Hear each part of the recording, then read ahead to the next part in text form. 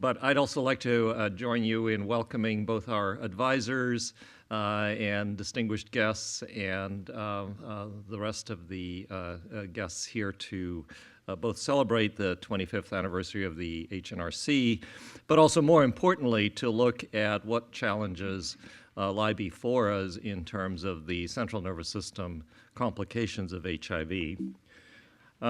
So let me see. Do I advance it? Can you advance it for me?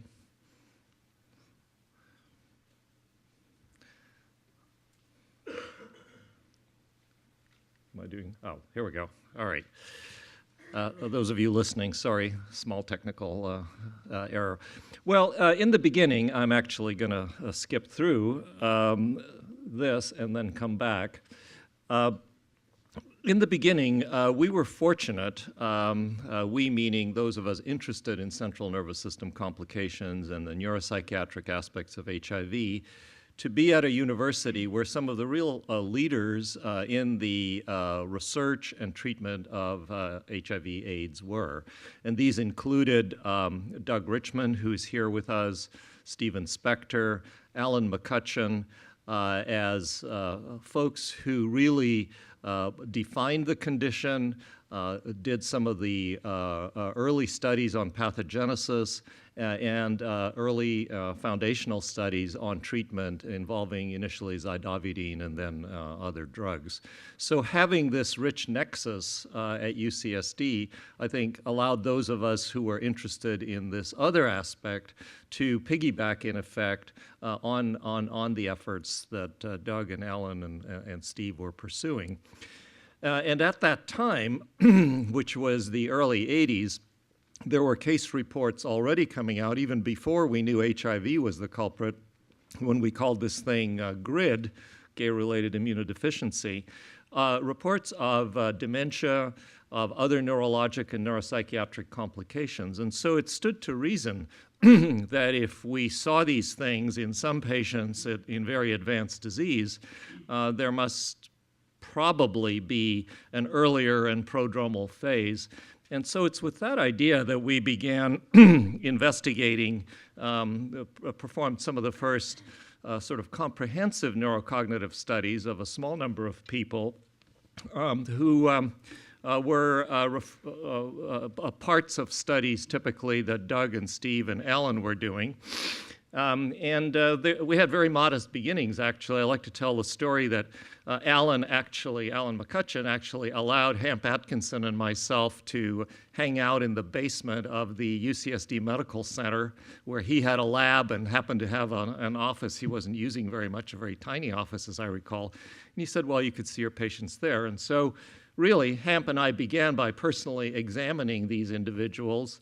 Much, I'm sure, to the horror of my colleague Bob Heaton. I actually did some of the neuropsych testing. But it turns out the results are not too different than what Bob found later. But, and Hamp did those interviews. And so based on this, we observed that even at non-AIDS stages of disease, there was a fair amount of neurocognitive impairment evident in these patients. These are set up in CDC stage A, B, and C. Those stages actually didn't exist at that time, but I've redone that just so it's a little more understandable. And you can see that, particularly in people who have advanced disease, there was quite a lot of neurocognitive impairment. Now, how do I go back? Do I just push the other arrow? Okay.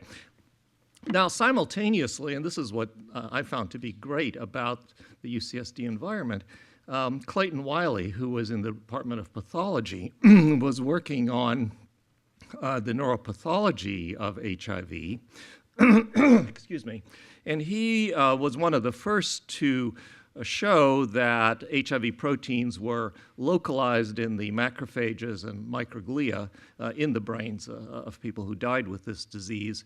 And he also showed that there was neuronal damage and neuronal loss, but the neurons themselves were not actually infected. So that allowed a first look at the possible neuropathogenesis of this disorder.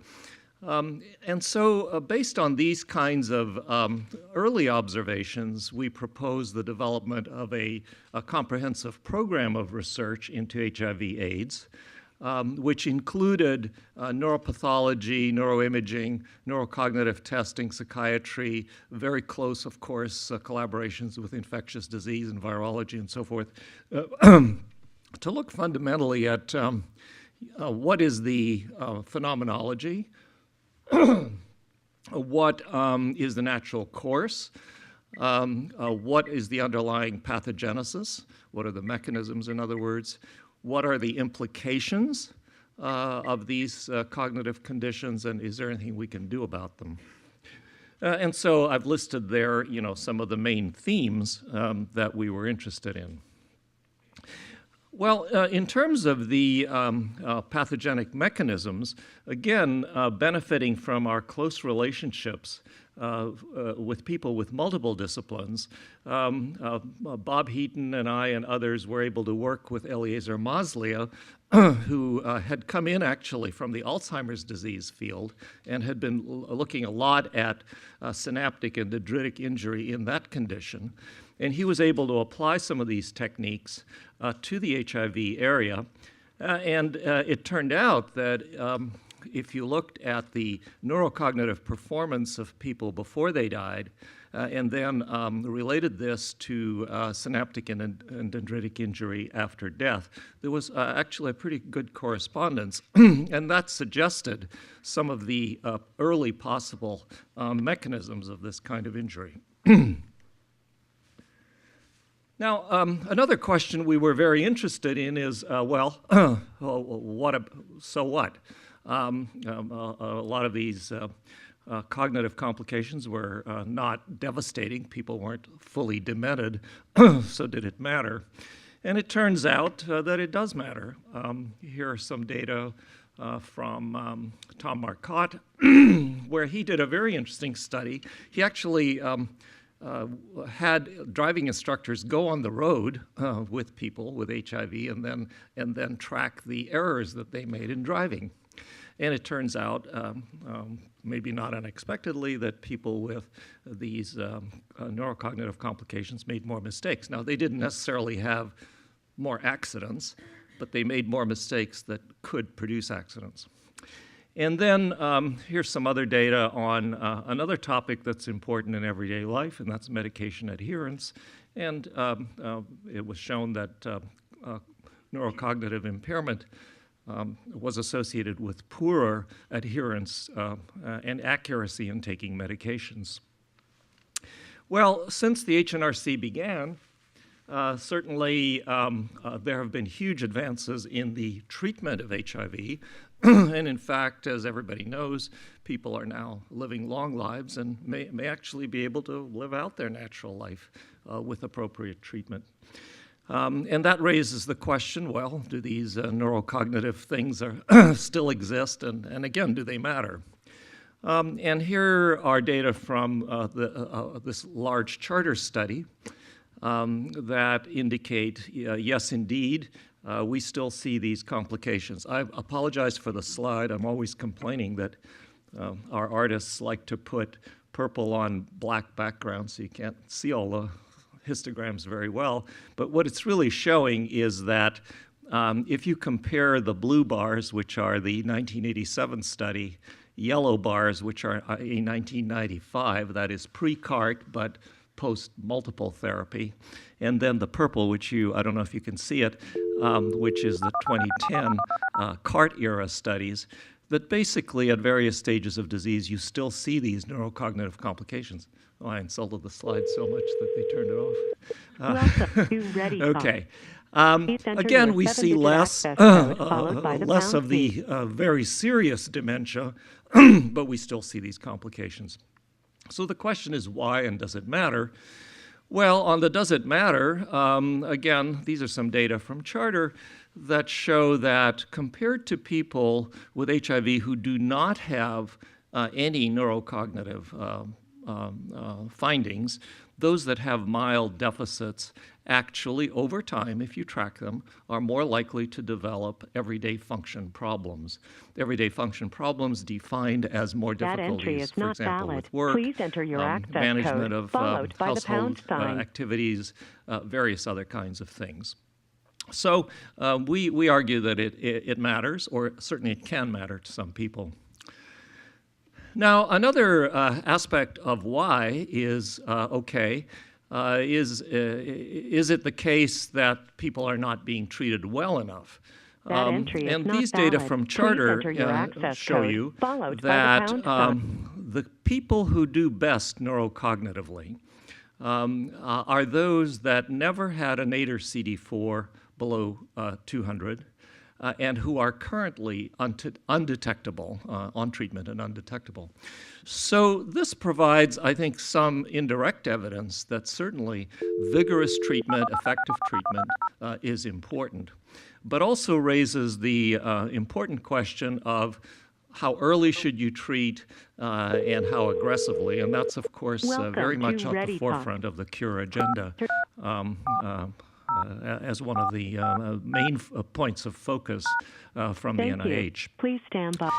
And again, we did some studies in collaboration with Susan Little and our AIDS clinical trials groups, and showed that in fact, people with AEH, which is the acute early infection group, did have some increase in rate of neurocognitive impairment. It was not as much as in the chronic patients. It was in intermediate, and other people have demonstrated this as well.